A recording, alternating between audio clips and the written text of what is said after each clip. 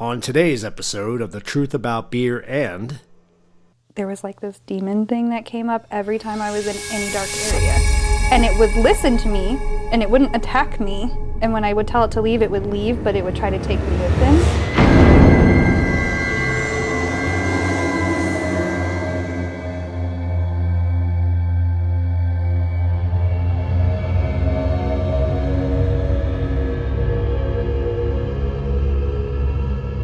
Viewer listener discretion is advised. The majority of the content of this program is not fact-checked, and it is highly advised that it not be used for teaching your children from said content, other than making an example out of the hosts of what they should not grow up to be. Remember this, it's the beer talking.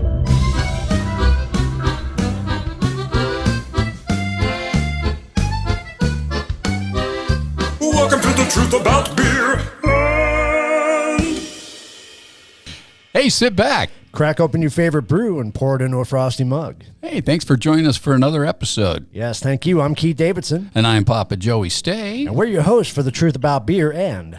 Yeah, we're a podcast and YouTube channel where we get to talk about all the crap that we're interested in. And best of all, you get to do it while sharing a brew amongst friends.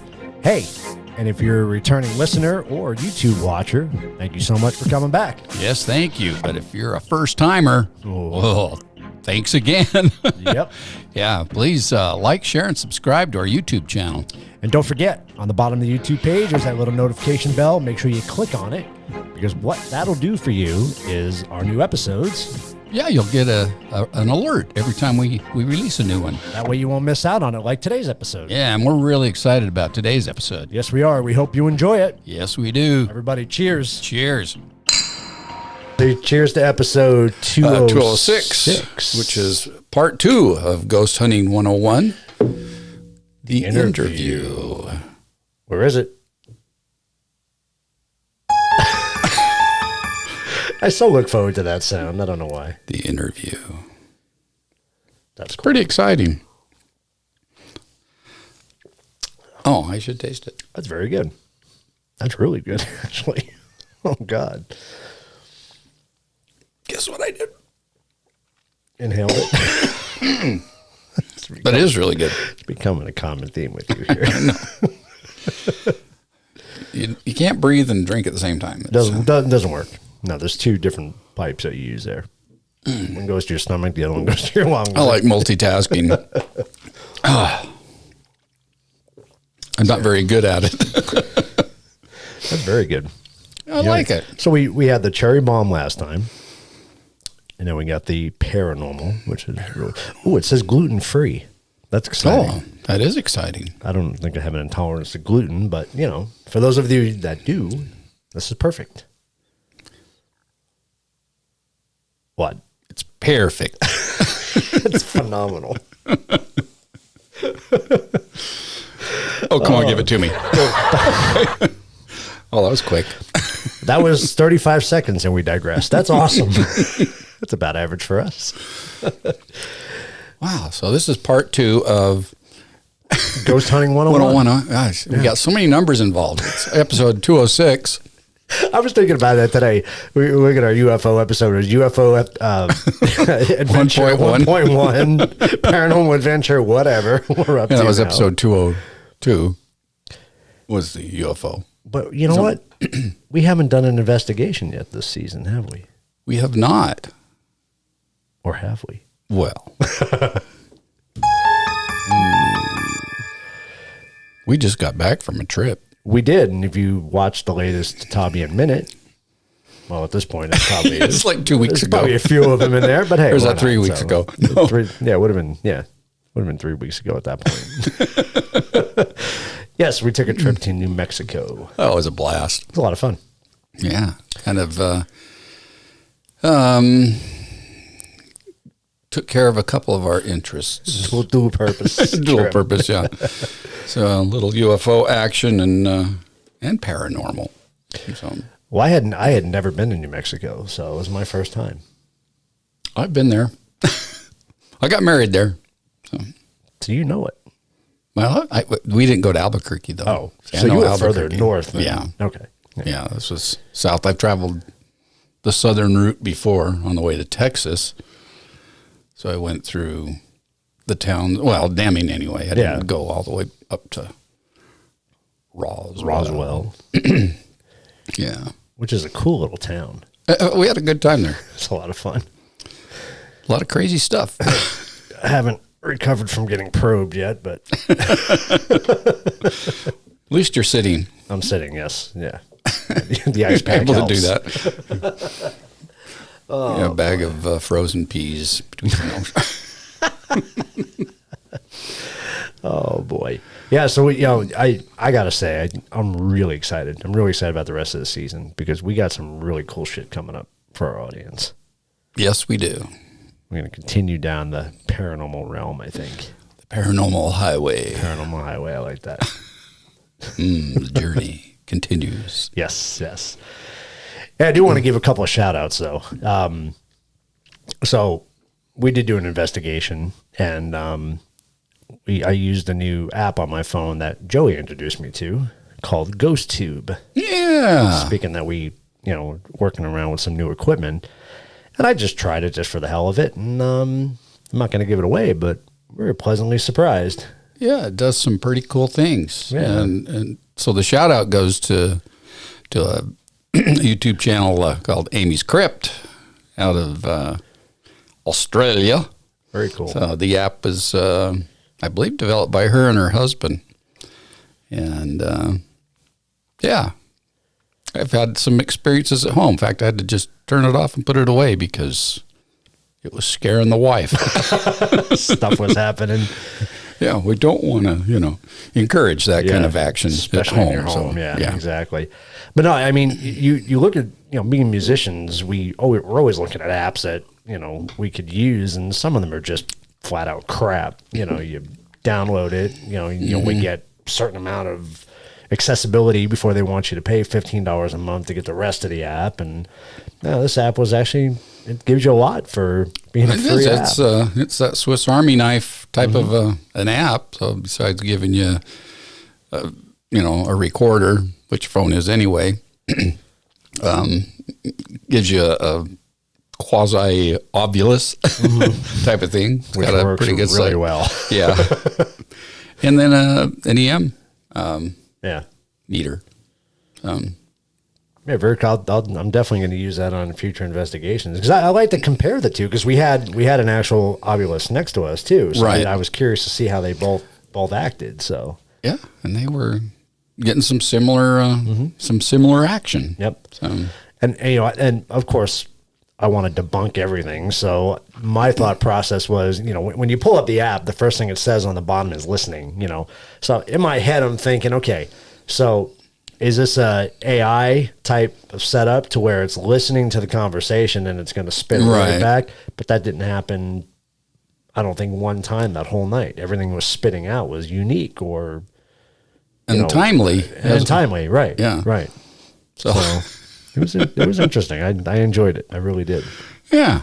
I'm glad I introduced you to it. Yeah, I'm glad. I'm glad I tried it. I was just going to play along with it. I just kind of had it sitting on my phone, and all of a sudden that started giving us more action than some of the other tools. I mean, you were trying it before, and just for messing with it, and it was like, this thing's not working. Doesn't do anything. I didn't get nothing. I kept it on at my house for, I guess, thank God, nothing happened, but I had it on for about an hour in my house, and wasn't getting anything. I'm like, this thing doesn't freaking work.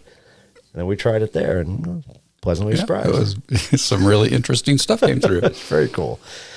So shout out to Amy's Crypt. Yeah, good job, guys. It's a great app, and I'm going to continue to use it. So props to you guys. Absolutely. Yeah. So the other shout out I want to give out is actually to my dad.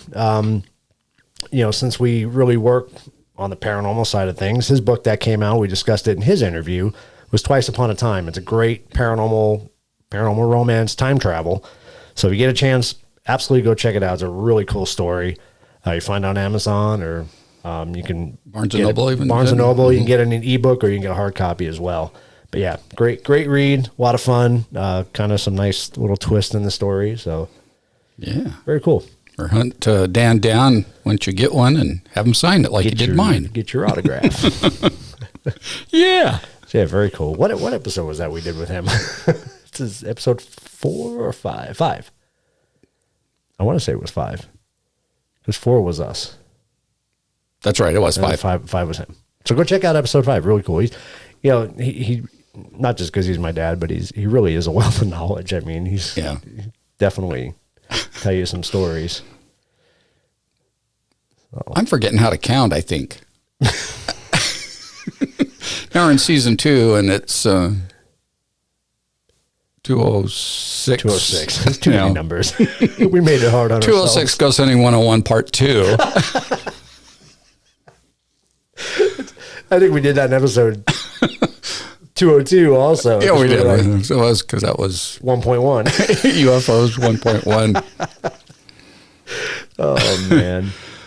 Oh, keeps it interesting. Keeps us thinking. Maybe it's supposed to keep our brain sharp, but... Probably. This helps too, I don't know. Well, it could. So I don't see Vinny here, but I see some equipment on the table. Heck yeah. And it's because I visited Vinny's store. The ghost shop, is it? Uh-oh, better look at that one up. It's what posted again, but yeah.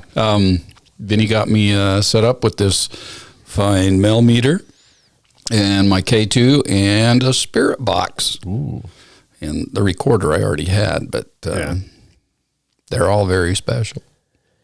And got to use them last week. Yes. They're a lot of fun. They're a lot of fun. And I forgot to mention on part 1 that we actually built our own SLS as well. We got to play around with that. And we got some action on that while we were there. While we were packing up, again, is when we got the action. It's like, really? Every time we're packing up, Lindsay seems to find the action. So, but you guys will see that coming out in an episode. So that I guess the ghosts are going, wait, no, don't leave. Don't leave yet. Come on, we're here. No, we'll play. We'll play. Yeah. So stay tuned for that episode. Yes. That'll be 207? 208 maybe. Depends how we're. I forget where we're at. we're at 206 right now.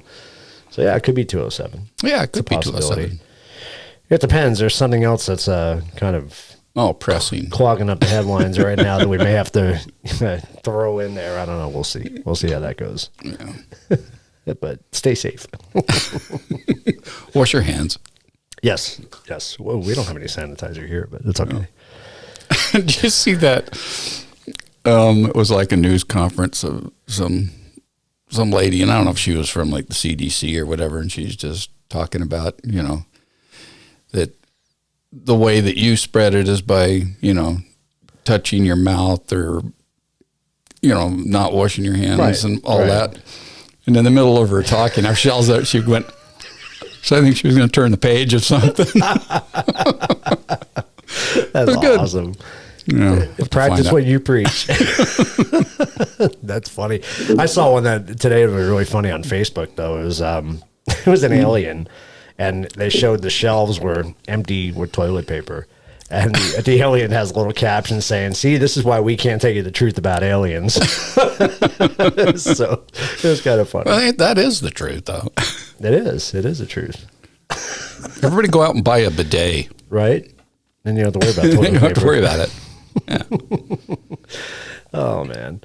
So Excuse me. in part 1, we actually talked about some of the other episodes that we featured last season that kind of intertwine with what we're talking about here, today. Right. So some of the other paranormal episodes that we did. So the ones where we, where Vinny joined us with the Arizona Paranormal Investigation and Research Society. AZPIRS. Yeah, AZPIRS. I like that. But more importantly, based around the interview that we're going through here, we had episode 2 with Julia. That's where we first learned about Brittany. Yes. Yep. Though we didn't know her name. No, it was just a creepy friend. Yeah. As we bring up. And then finally, our Halloween episode. Which was episode 10? 10. Yeah.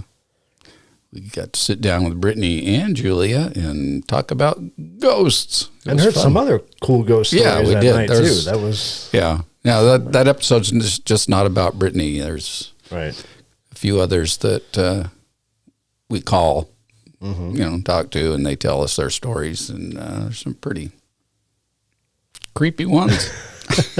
Yeah, definitely check that episode out. But our paranormal episodes were episodes 3, 6, and 11.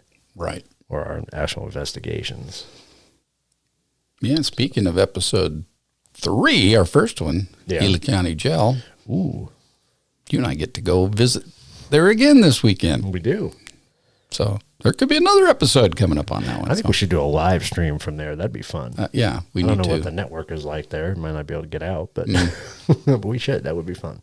Well, at least record it and then share it. Yeah. ASAP.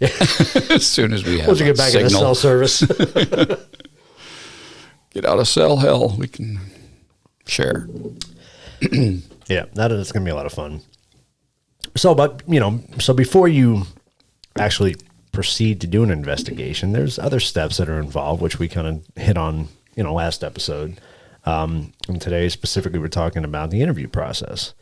But I like how Vinnie and his crew have it laid out. You know what I mean? It's really professionally done. And, everything about them is very genuine. I mean, they're out to help people. They're out to help and find people answers and bring us some closure on whatever issues they're having, right. Yeah, they're not out to make any money doing this. No. Like some other groups do. They do it out of the pure enjoyment of and wanting to know, paranormal, right? And to help people. Like I said. Yep. So if you do reach out to them, the first thing they're going to have you do is fill out what I'm going to call it an intake form or questionnaire, and that just kind of gives them a little bit of background about what your experiences are, and possibly give them ways that they can, tailor an investigation or find whatever ways they want to help you out. What's going to suit your needs the best, I think, is what it kind of boils down to. But it also, like Vinnie said last episode, it weeds out the people that are just doing it for attention, because there's a lot of people out there that just want to get there at 15 minutes of fame, and be on a ghost hunt. Right.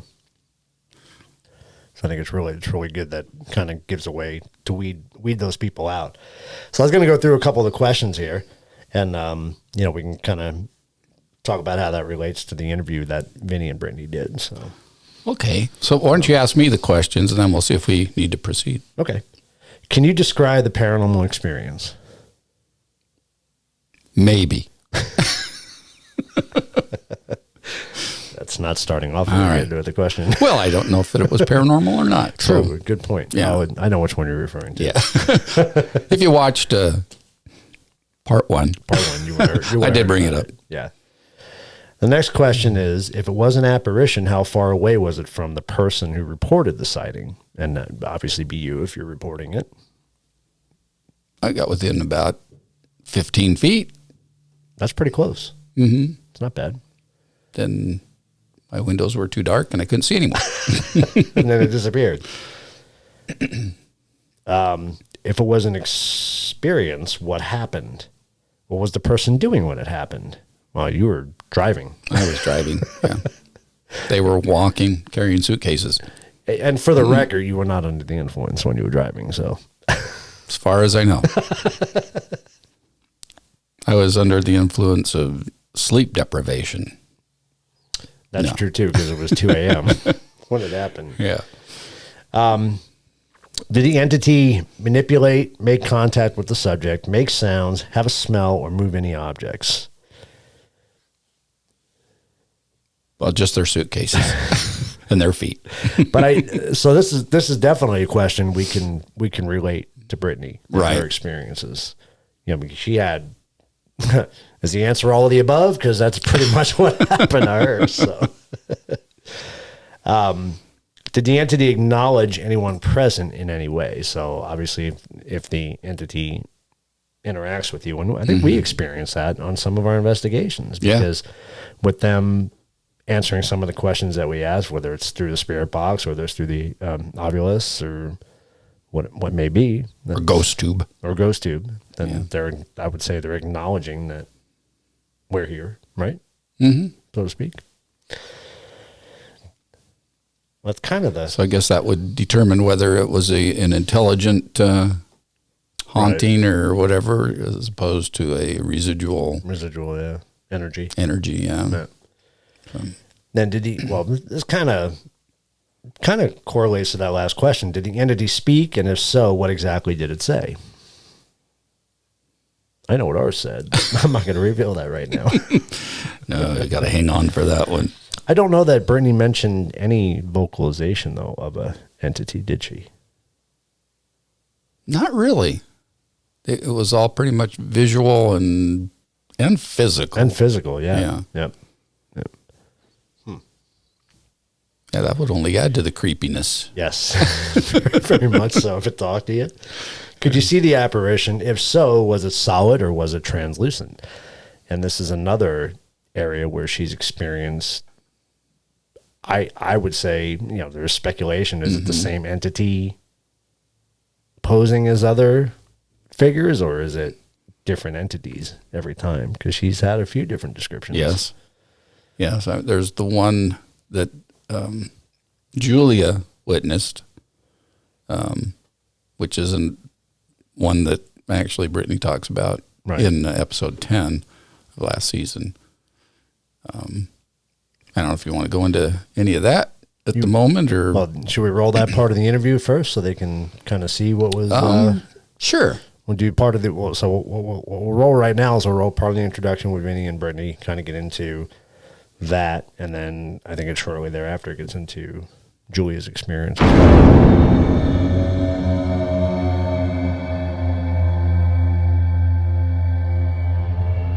Okay, we're here with Brittany. She's had some experiences at her location as well as other locations. So we're going to kind of get a little history and some of the information from her about what's been happening in her life. So what type of entities or what things have been coming about? What are you sensing? What are you seeing? I've always had a little girl's spirit kind of attached to me, and I'm not sure why, but it's been over 15 years of. And where did that actually start? When was the first interaction that you had or that you saw her?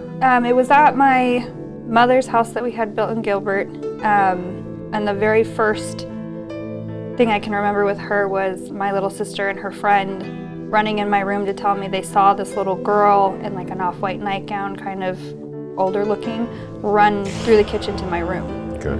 And then after that, it kind of just progressed to my friends seeing her watching me while I was sleeping. Another friend saw her through like the back window in my mom's kitchen living room area, but she was also just watching me. Now, the house was built on property. How long was the house there when things started to happen? Was it a couple of months, a year? Oh no, it was almost immediate? Right when we moved in. We would hear things would be moving around. We were one of the first houses built in the neighborhood, and we would hear, like, we had what we called like a playroom, this extra room that had the TV and some toys, but we would hear like laughing and kids screaming. And more than one, or? Yeah. There's the little girl and a little boy. There's a little boy also. Okay. Yeah, he was a little less seen, but yeah. Now, during that time when obviously you brought furnishing in, was it everything from another house that was brought in? Was everything brand new? Did anybody pass recently, like a grandmother or an aunt, where you got some of their possessions and brought in? So nothing new other than maybe new furniture? Yeah, there was some new furniture, but it was like brand new from the store, not like an older antique kind of used anything. There was some stuff that came with us, but no, we hadn't had anybody passing away or anything like that. And no issues prior in the other homes? I had a few things happen in the house prior to that. I think my first thing that I really remember was I think I was in 3rd or 4th grade. Okay. So, but not nearly as much as when we moved into. Okay, now that first time that happened when you were in the early years, were you frightened? Were you? It was terrifying. You were terrified. And did you tell your parents? Did you hold it in, kind of? I don't think I told them. Okay. Did you tell a friend, confide in anybody, and maybe even an elder or a teacher? Not at that time, because it was a very strange thing that had happened. It was like I was having a dream, a terrible dream about this supposed spirit that was at this elementary school. And I remember waking up, and I sat up and I could feel my bed and I could hear myself, but I couldn't see my room still. And I was like cut and bleeding when I woke up. And it was We were in her mom's bedroom and I was playing guitar for them. The youngest, who was talking about her imaginary friend, got this like glazed over look on her face. And just kind of like, almost like a trance. And that happens to her sometimes. And she just walked to the window. So, you know, a balcony leading out from her bedroom. Just walked to the window. The blinds weren't open, so it's not like she saw something. And she just opened the blinds and goes, "There's a ghost out there." And I was like, "Annabelle, you're getting worked up because, you were talking about your imaginary friend, ghost person, and all that stuff." And then the middle one goes over to the window, and she turns and looks at me. And like kids can get over dramatic because it's kind of fun to like play with that, and it's like and they like the attention. It's it's scary. It was not like that at all. This middle one looks at me and she's like had this just look of horror on her face. I've never seen a look like that in a child. So I started getting like, oh shit, like this is actually, oh man, I had to be here for it. And then the oldest one, who would normally be the most freaked out and screaming and stuff, walks over, looks out, and says nothing. I was like, this is so wrong. So I go and look, and there was what you might describe as a ghost. Has that type of things happened to you since? Has it still been negative, or? Yeah. I've had several of those kind of dreams where I've woken up with things, and actually, even my grandmother, she was very religious. Okay. So I had a really bad one, and it had just been happening for a couple years, and I couldn't take it after this one, and I gave her a call and kind of filled her in. And she came over with a Bible and was like speaking in tongue in my bedroom and told me to sleep with it under my pillow. And it did stop it for a few years. The next one didn't happen probably for 4-ish years, and it was when I lived in Illinois. But it still was on a negative note. Oh, it was, yeah. It was Okay. Now, since you moved from that location to where you are now, has that negativity followed, or? I have had a few of those dreams, and I had a friend mention, because it's the little girl in the dreams, and she seems evil, and every time I dream about her. But no one like senses that kind of negative energy on other experiences. So she asked maybe if there was something going on in my life that maybe it was like a warning when I had those dreams. So that could be something, but. Now, you had the dreams and you have like that negative type of experience, entity. Are you having actual apparitions? Are you actually seeing a little girl in your new location, or are you just dreaming, or is it actually now it's presenting I've itself? seen her one time at this apartment, and it was very early on when I moved in. But I was in my bathroom that's in my bedroom, and I can see in the mirror like the end of my bed, and I have a sliding door, and I just saw her kind of go by and disappear by my door. Does she look like the exact same thing that was in your dreams in those occurrences? Like She's period wearing clothing, something. No, hair? she was wearing something different. The first time I had the dream about her, she was on like a sunflower dress. And then the next time, it was the normal thing. But the last one I had, it was like she was wearing that nightgown, but it like and I just knew in the dream what was happening. And I like panned up her, but she was like an adult. Like I knew it was her, and she was still in that same dress, but she was like an adult. Interesting. Have you looked into anything at your mother's house where the house was built? Was there any tragedies in the area, accidents? I haven't been able to find anything like online. I just had Were there any stories, folklore in the area? Yeah, I had a friend's mom who lived in that area tell me that there had been a smaller plane that had crashed, but I couldn't find anything on it. Okay. Now, obviously, some people are friendly with their neighbors. It's not that you have a dinner party and go, hey, by the way, anything spooky going on by your place?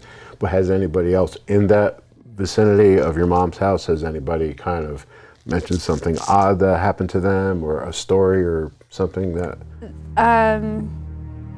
No, not that I'm aware of. Okay, so this happened at your mother's, it's now at your new place, and it's also happened in a different state. So there's a very good possibility that you have an innate ability. It's something you can look into and either try to hone it or try to figure out how to shut it off. There was a rumor that pickle juice, 1/3 power pickle juice and water, supposedly stops that type of ability. I don't know if it's true, it's just something that I read at one time. But some people want to embrace it, and they do things to encourage. And if you do that, it's kind of, again, you're opening up a door, you know, more and more activities. In a sense, going to a foreign country, not being able to communicate, being frustrated, and all of a sudden you hear somebody that is speaking English, you're going to go on to that person because you know that you can relate to them, you can communicate. In essence, that could be what's happening here. My concern is the dreams being negative, and they're very, you know, very that is negative. something that, you know, really should get looked into. Are there other figures besides in the dream, or is there other things in your area, in your location? Is it a condo? It's an apartment. It's an apartment. In your apartment that actually is different than anything that's happened before? Is there like other figures or other types of dreams or any sounds? I did actually, the last really bad dream I had, it was like a normal dream. So this was different for me. When I have those terrible dreams, it's like the whole time. This one was like normal, fine, and then in the dream I had walked out to like a shed to grab something, and it like attacked me in there. But it appeared as my mother, and it was speaking in like a demonic voice, and it physically attacked me. And it was like choking me, and every time I tried to scream, it would scream, and it would open its mouth. Like, again, this is my mom's face in the dream. And the eyes would turn black, all the little veins in her face would start to turn black until her whole face was black, and it was awful. And it was hard to force myself out of the dream, and even once I was awake, it felt like I was being pulled back in. Okay. Like, Do you have any type of experiences when you're awake, like not being able to move in bed? No, it's more of a just getting myself out of the dream and waking up. Oh, we're back. I was mid-sip. Are we back already?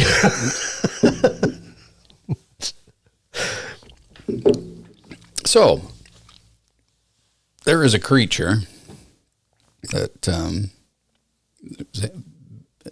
there's mass reportings of a creature or entity called the Hat Man.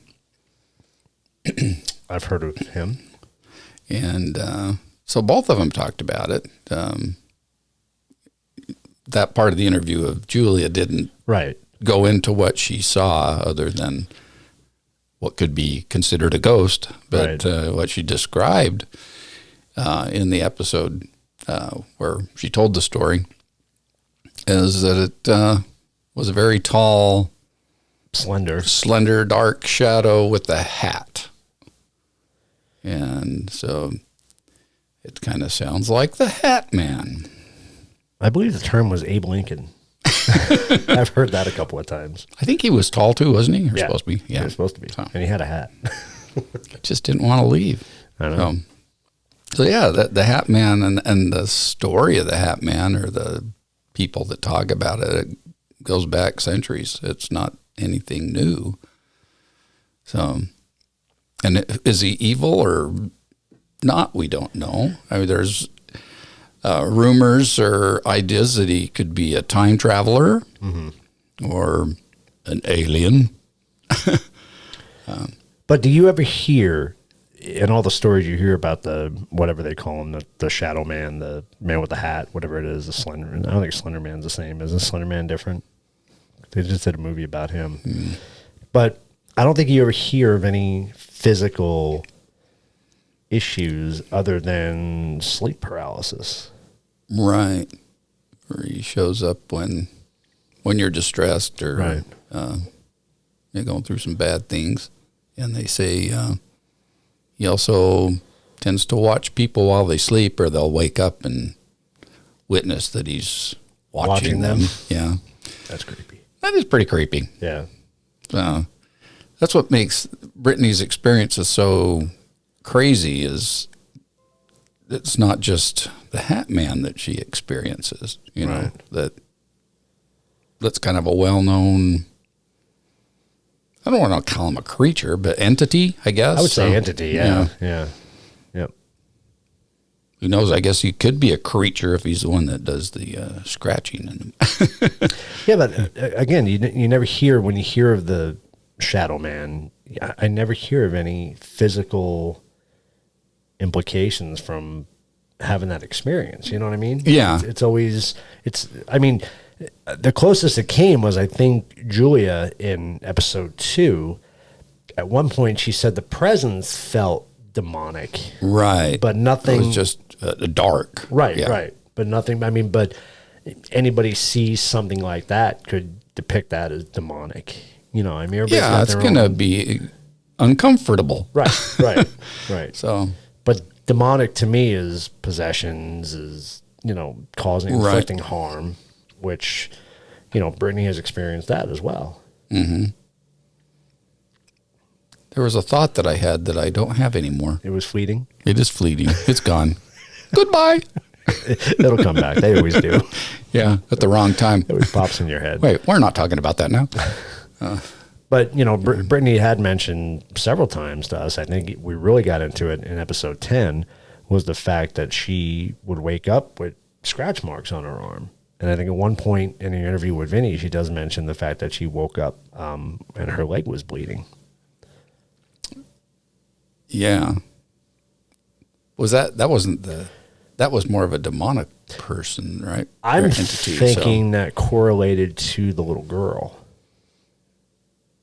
with the razor teeth. Yeah. Yeah. Needles. Yeah, needles for teeth. Yeah. Yeah. That's crazy. Guess we should see that part of the interview, huh? Yeah, we'll show you that. But she really talked about that in episode 10, which I put a little clip in here for that as well. So, what was that noise? I don't know. It's kind of weird. We got stuff going on right here in the studio. Okay.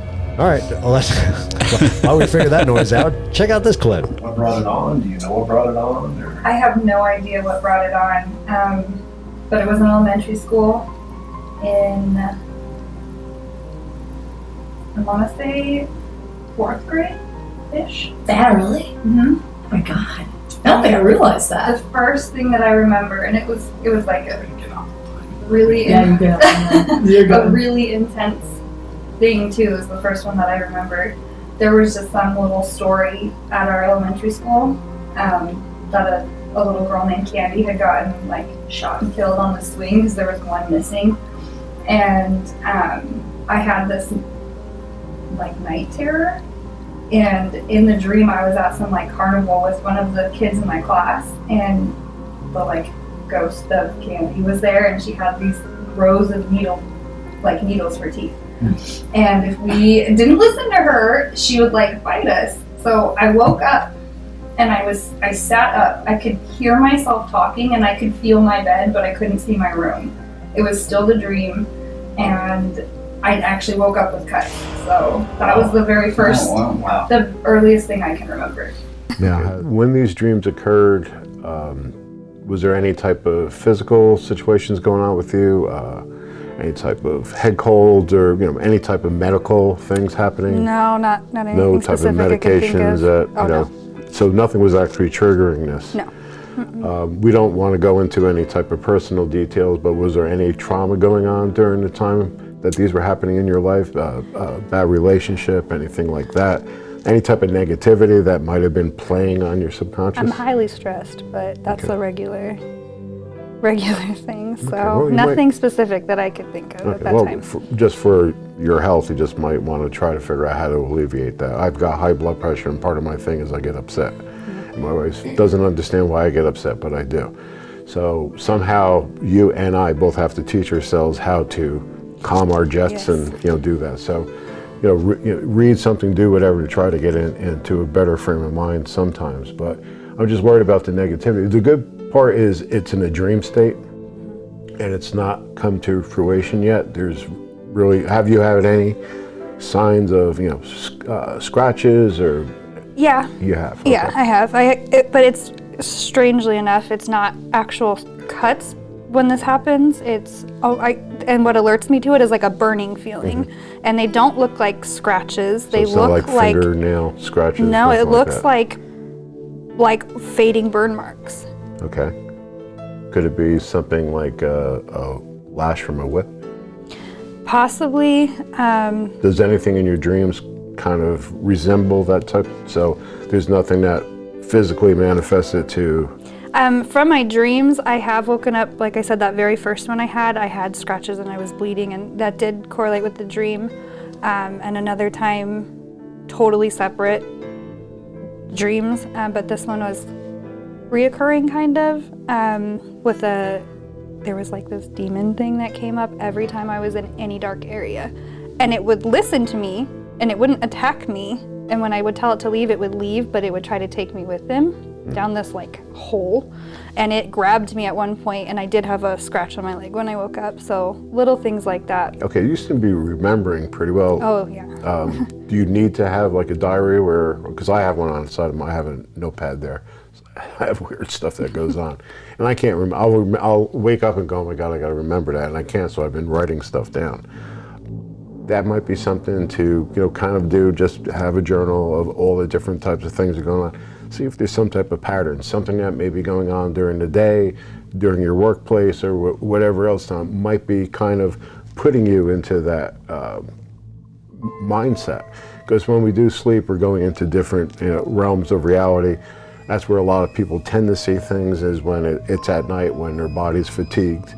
We're all different type of chemicals. My daughter's big into body chemistry, where certain type of blood types shouldn't eat certain things, and it's all chemical based. So chemicals also stimulus. You mentioned that you have high stress levels every now and then. So I would try to kind of say, I had a shitty day today, and write that down if you happen to have a dream of kind of what other things happened during the day, and see if there's some type of pattern, something that's kind of causing it, generated, because it might be you just trying to, release your frustrations and everything that you have internally. Could be your body doing that. As far as other things going on, any type of audible, something calling your name during the day, do you hear, like, since it's a little girl that you sometimes sense, any laughing and like patter of feet? Yep. There's all kinds of movement and stuff at my apartment, and some of it, I can dismiss as outside noise and this and that, but I have actually been woken up twice hearing a baby cry from my living room. Okay. Very, like, in my apartment, not ventilated outside, through the walls or anything like that. And it stops as soon as I get up. I've had friends hear things. Well, that's interesting. You had other people experiencing some of the things that you've experienced. So tell me a little bit more about what they were actually. So my friend Julia was watching my daughters, and one of my friend's daughters, because I work overnight, so she came to stay with them, and this whole day had already been interesting. That things falling off my daughter's shelves, knocked over her mirror. So it was already a day, and it was shortly after I had left to work, and she messaged me and said her and my youngest, Annabelle, heard my voice in Annabelle's room. It was a balcony across from us. Not too far, but like a parking lot away, maybe. But it wasn't actually a person's balcony. It was like this, like leading to their front door. So it's like two front doors, and in the middle of those doors was the most massive figure I've ever seen in my life. I was logically trying to figure out if a human could be that tall. I mean, we wouldn't know about this human. Like, it was that big, and it wasn't just tall, it was wide. And I don't know, we all saw it, we all just stood there, and I froze, and I almost had a heart attack. And then, it clicked that I am responsible for 3 young children right now, and they are priority number 1. So that might actually be what kept me going. I don't know how I would have reacted if it was just me. So I told them to get out of the room. I was like, go in the living room. And I'm not demanding at all with kids. I have no idea how to do that, They walk all over me. I'm like, get out of here. They were like, okay. Because I don't know what's happening. I go out, I'm pacing around, midnight hits, my parents are like, happy birthday on FaceTime. And I'm sitting over with the kids, and we're all just like, you guys all right over there? I was like, we had a long incident. My mom knows about my friend's history. Right. She's like, oh, 8+. I'm like, no, Mom, seriously, listen to me real quick. It is 8. She's like, do you want me to come there? I'm like, I don't want you to drive here. Absolutely not. Like, you know, but there's something going on. And then I just, you know, you go back and forth. I'm like, this is not real. It's just, it can't be real. There has to be a logical explanation. It was too ridiculous. So I had to calm down the kids, and they were, you know, watching a movie. I went back to go see if it was still there. I mean, this is easily like a half hour later, 45 minutes later, something. And I looked out the window, it's still there. And the oldest one walks up, and I was like, oh, I don't want you to be in here. I don't want you to be scared. And I wasn't looking out the window at that time. I was looking at her, and she just goes, it's moving now. And now I'm thinking, okay, now you're getting worked up. But no, she wasn't getting worked up. It was actually moving. We're back. Oh, gosh. So continuing on with the interview questionnaire, this section deals with the conditions at the time of the sighting, which we know can play a factor. Conditions, alcohol related or weather related, as Vinnie said. And that's all you need. That's your tool right there. Right. Beer. You'll see all the apparitions you want. So the first question was, what were the weather conditions like that day? And then what were the weather conditions at the time of the sighting? Then the other question, which I think we can relate to, is were there any electrical problems before, during, or after the sighting? So, you know, we've had a couple of investigations now where we were picking stuff up on the EMF, right? Mm-hmm. And we can actually debunk it as electrical. Right, faulty wiring. Right. Not grounded properly stuff, right. Yeah. So we had that. Well, I think we can debunk that the energy being picked up by the EMF was due to faulty wiring. Right. But that faulty wiring also feeds energy to entities that want to feed off of it, and or use that energy to do their thing. Right. So I take that example, okay, and I look at our episode 11 when we were out at Superstition Skies, Lucky Skies. Which is now just Superstition Skies again. Is it back to Skies again? Okay.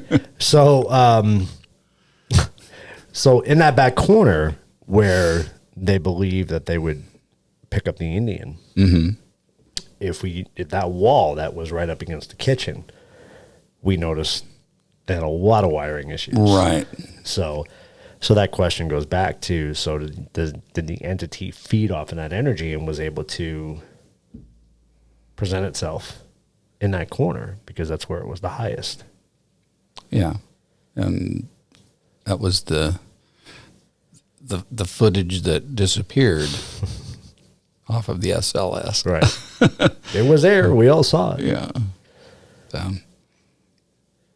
So yeah, I mean, it can use that energy. It's like they say, you know, he is asking about weather conditions. So thunder and lightning, a lot of lightning charge in the atmosphere in the area can feed those spirits. Right. And it goes back to our first night we did the Gila Jail. Remember there was a thunderstorm on the way up that night? Oh, yeah. So there was a lot of static in the air that night. Cleared out by the time we got there, but there was a lot of lightning. So it could be why we actually caught some stuff. And it could be storming this weekend. Well, at least up until Saturday. Yeah, it might. And that could be good for us. Yeah. So section 4 is a general question area. It says, were there any animals present at the time?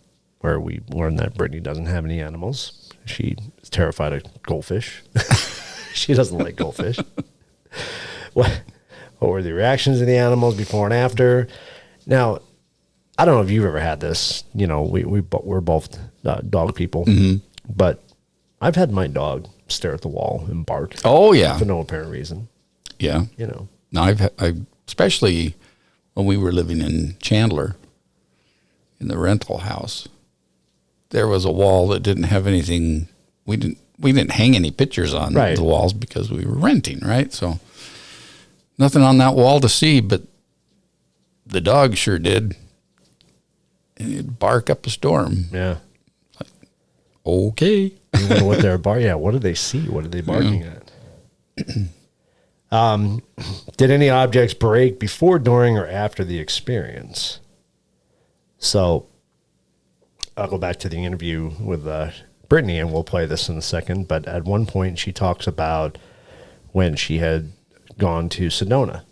Right. And she wanted to buy some candles from Sedona. Now, Sedona is a very active city.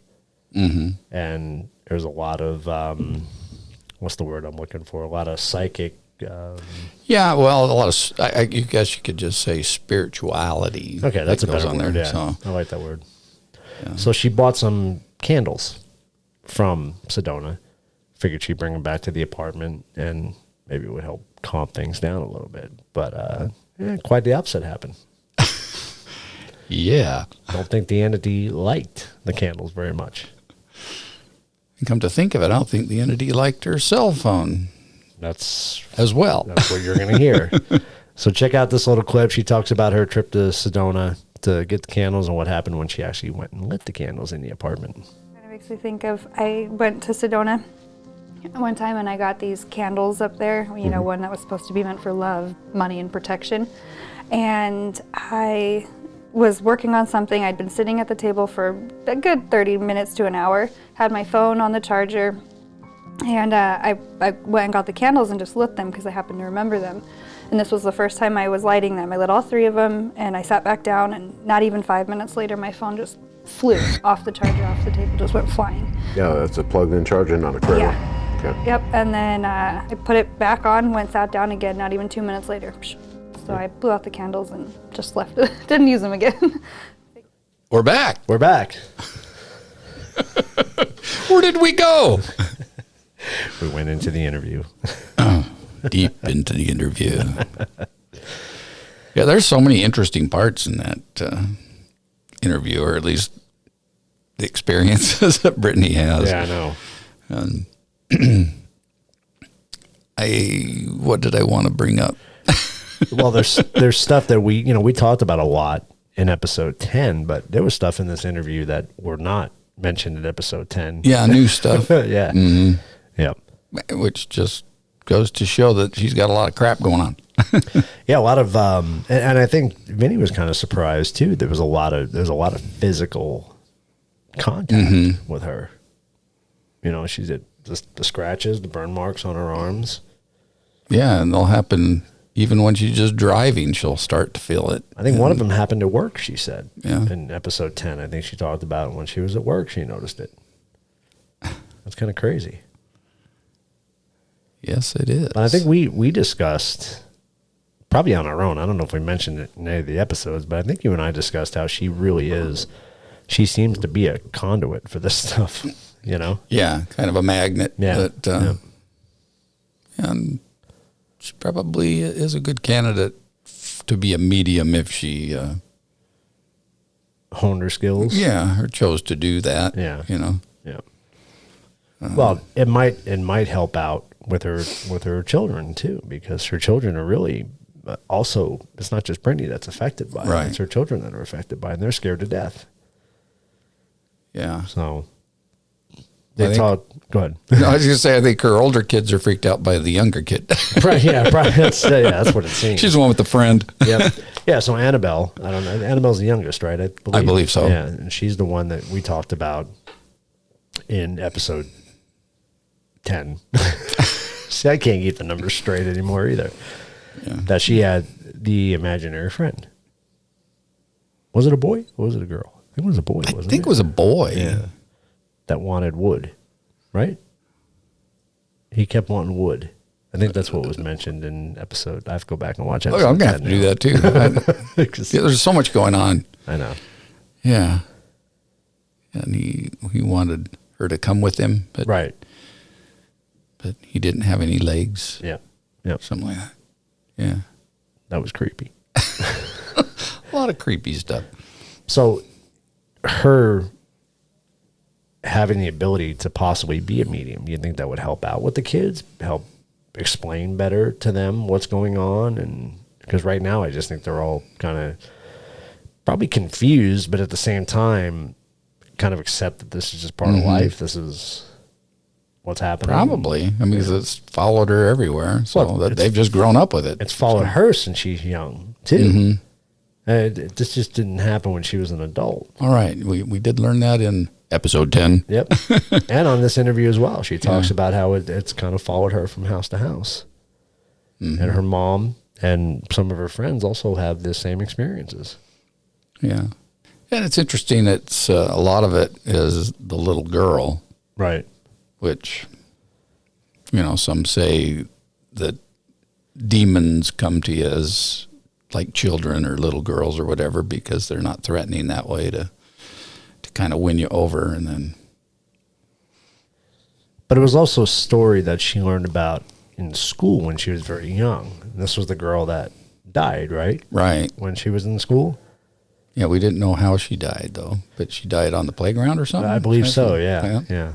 So was that, I'm going to play devil's advocate here for a minute and be the skeptic and say, was that just a traumatic experience that imprinted on her and she's reliving that experience? Yeah, I don't know how close she was to that experience other than it was like a tale that. But people handle death different ways, and people hear about death and they handle it different ways too. It could be, even though it's not directly related to you, I would imagine it could be traumatic. Well, I think the dream she had was traumatic. Oh yeah, about it, absolutely. So yeah, that's possibly just having been told the story, and then all of a sudden you have a dream about it, and then that dream turns out to be this little demon with needle teeth, and right. And that goes to my next question. So again, now flipping back on the paranormal side of things. So is this a demon playing on her fears? This demon knows that this is something that was traumatic to her, the little girl dying. So that's how he appears to her as the little girl. Playing on her fears. Possibly. Because what do we talk about? We talked about fear. What does it do to the paranormal? It gives them strength, right? They feed off fear. Or, who really helps people through the paranormal? That would be mediums. Right. That come in and help people, explain to them what's going on and help those move on that that are hanging around. So, coming back to it that way, is the demon trying to scare her into not using those talents that she might have? Could be. Trying to get her to say, I'm done with this, I don't want it anymore, and then she won't be able to help people. Yeah. Sorry, Brittany, for us trying to figure out your life. We're psychoanalyzing you. We are in no way qualified, as our disclaimer says at the beginning. But no, that's an interesting point. Or is she just stuck in between this twisted web of that she is a medium and they do come to her, but now she's also brought in this negative entity, so she's caught between the two. So. Yeah. Well, it made me think of, and I'm not going to mention names on it, but you'll know who I'm talking about. Someone's daughter that has it what's the word I'm looking for? Has the ability. Embraced it, that she has that power, and she's helped them find things that have been lost. Yeah. Without even looking for them herself. Right. Not even having any pre-hand knowledge of it. Right. Being able to, So I mean, it's definitely a power that some people are gifted with. Yep. I don't understand it. Well, I think it goes back to what we've been discussing all along, though. It comes to you when you're young because your mind's open to it. So I think it's a matter of it either our parents shutting it off for us, or we choose to shut it off because some kind of traumatic event, or we choose to embrace it, or our parents choose to embrace it. See, I don't think Brittany she's not really trying to stop her daughter from having these experiences. I think she's trying to maybe help her daughter understand them better. Right? I mean, because she doesn't seem like she's what's the word I'm looking for? She's not trying to put up that blockade and tell her daughter, oh, it's just your imagination. Right. Just let it go. Just let it go. She's not trying to poo-poo it. Right. And so, but I think that's in society, that's a lot what happens. We talk about it with everything paranormal related, UFOs, aliens, same thing. We're told at a young age, it's a bunch of crap. It's not real. Right. And then we get blindsided as adults and realize this shit really is real. And sorry, I'm venting right now because my whole life I thought this shit was fake, and now I'm starting to see things that are making my head spin. Yeah. And I think it's more common than we think. It's more common for people to learn and to teach you how to block things out, or we do it ourselves, versus embracing it and learning from it. Yes. So a lot of it doesn't make sense, does it? Because here you are, you're a little kid, you have an imaginary friend, and your parents are saying, oh, no, he's not real and all that. But Santa Claus, the Easter Bunny, all these things, you know. Did you have to bring them into the mix? Well, you know. I was very disappointed when I found that out. Yeah, see? It's a real disappointment. So maybe they're just trying to protect you from that letdown. Because they know that those things are positive.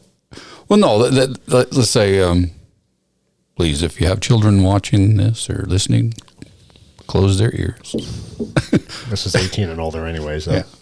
Yeah, so, you know, when at that age when they finally realize that, you know, they've been sold a bill of goods that are doo-doo.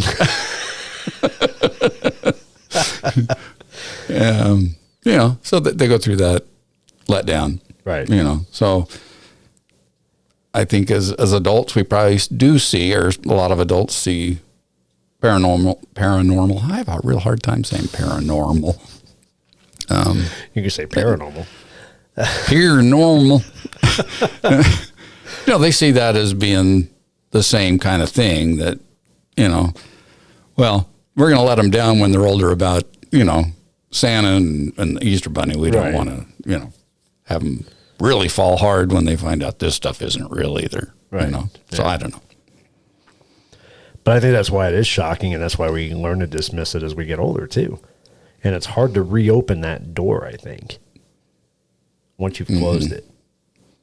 It's possible. I mean, yeah, there's lots of things to open. Like Tim said, there's a lot of cans to open. Yeah. No, but even just what we've experienced, I mean, I would have you asked me a year ago, would I experience the things I've experienced so far? I would have said, hell no, it's not real. Nothing's real. But I've totally changed my opinion now. Yeah. What happened to you on our last investigation? Right. Is really bizarre. And it not only happened to you, it happened to somebody else on the team. Yep. Which you're going to have to stay tuned to see that one. It's pretty creepy. Yeah. But again, that just reinforces my mind. And then, you know, some of the other, I'm not going to name drop, but some of the other podcasts that we listen to and YouTube channels that we listen to, we start learning about things and we go, really? Where the hell did that come from? Yeah. But then you see the evidence, you know. It's like your eyes are all of a sudden opened and it's like, oh, yeah. But how did that get past me? Right. Right. all these years. Exactly. And I don't know if that's responsible for opening my eyes to more things now because I'm listening more to certain things. So I don't know. It's definitely a fun and interesting journey to go on. And I am going to name drop for a minute. So just because it's not only helped me see things, but it's really opened my eyes to a bunch of shit. But you know, we listen to Joe Rogan. Yeah. And it's an experience. He has some incredible guests on there. And I think Bob Lazar was the interview that really just blew my freaking mind. Because here's a guy who's just so straight-laced forward, you know, and everything he said on that interview was just like, my jaw was dropped the whole time. Like, I can't believe that shit's real, you know? Yeah. I mean, he doesn't have anything to gain by really telling that story. But, you know, but okay, you can blanket that to everybody though. Like Brittany, what does she have to gain? Right. By telling what she's telling. She's got nothing to gain. She just wants answers. Right. She's not out trying to make money off it. I'm sure if anything, she just wants it to stop for her and her family. So that's how Vinnie has set up his interview. Yeah. Pretty much to get to the bottom of that kind of stuff. Yeah. And weed out the people that do want to make a buck off of it. So let's see if there's any other questions that are pertinent here. Oh, that's a good question. Do you believe in psychic or paranormal phenomena? Yeah, I'm sure some people don't. Yeah. And well, I mean, a lot of people don't, but someone that's experienced something, you know, that would fill that questionnaire out. I don't know. Well, I think they would if they didn't believe that there was something there. I'm going to say yes, and I'm going to base that again. I'm not going to give anything away, but I'm going to base it on the investigation we just did. The person who owned the place, doesn't believe in it. Knows something's happening, but he doesn't believe it. But he wants answers. Yeah, I found that really interesting because he has seen things. Right. Right. But there's got to be an explanation, I guess, is how he's looking at it. And that's what he said. There's an explanation for everything. Mm-hmm. So I would say if somebody did want answers but was not necessarily a believer, then they would still fill out that questionnaire. Yeah, I guess. To get them in. And maybe by the end of it... It's like, what do I have to lose? Right. So. Exactly. They got nothing to gain except knowledge. And then maybe by the end of it, they will be a believer. So, So I think we should leave people with the rest of the interview. What do you think? I think so. There will be a part 3. I'm excited about that. Really? So you got... I'm saying yes. I'm saying all right. There will be a part 3. That's what I'm saying. And who knows? Could there be a part 4?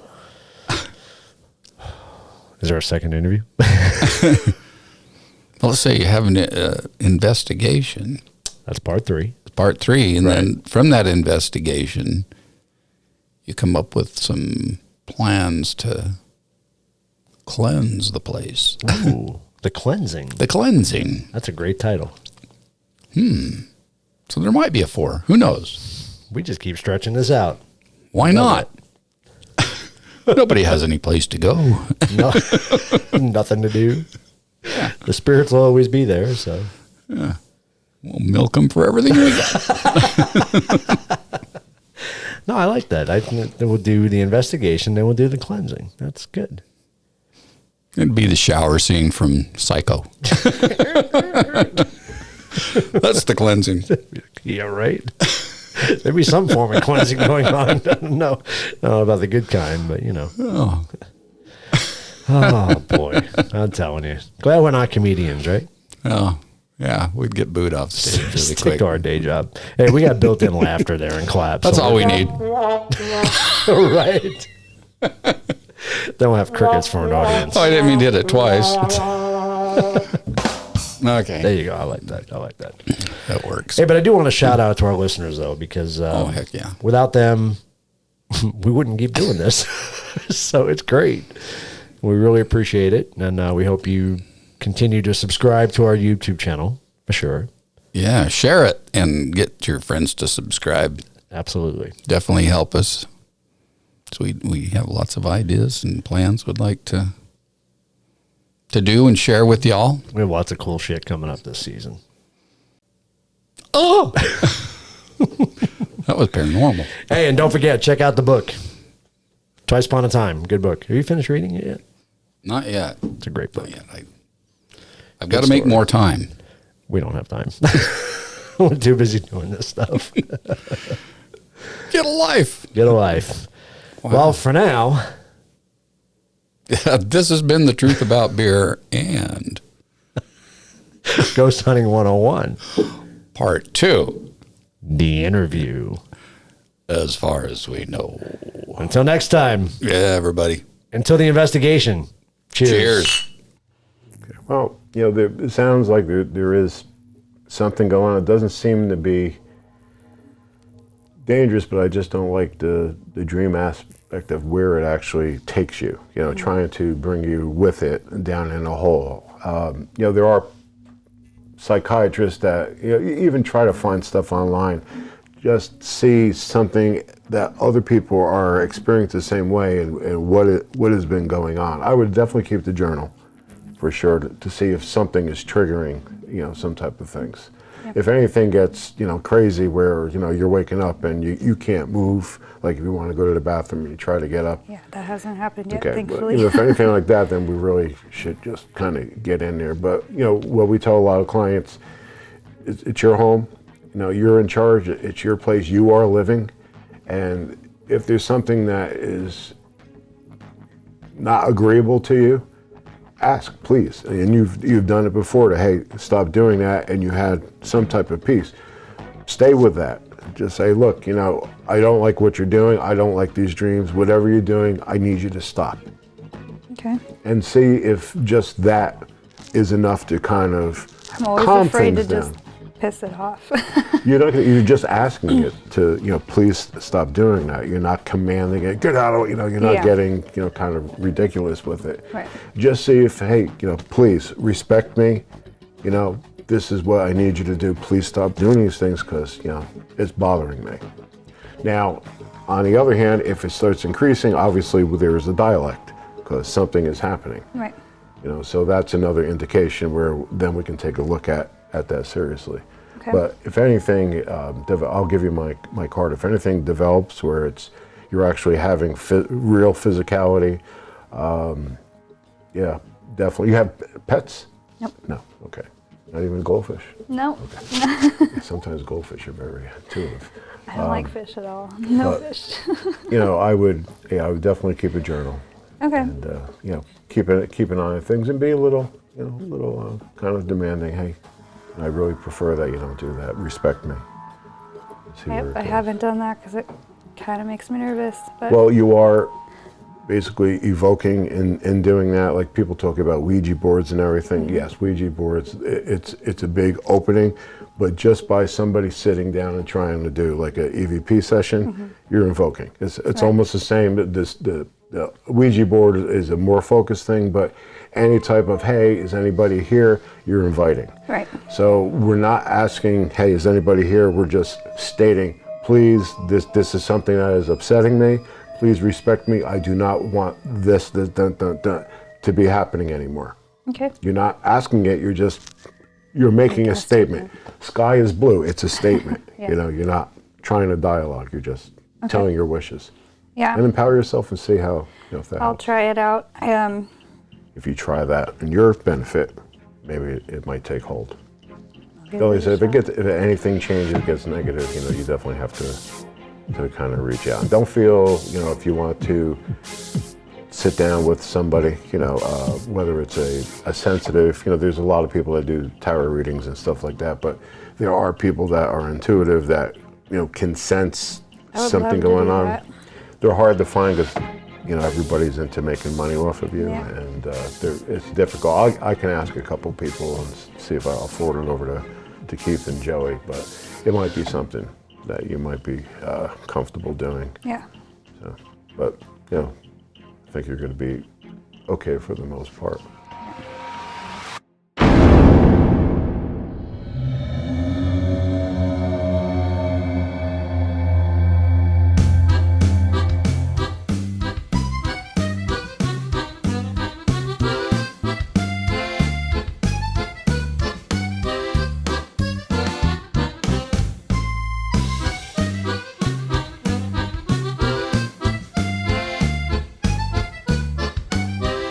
Welcome to the truth about beer.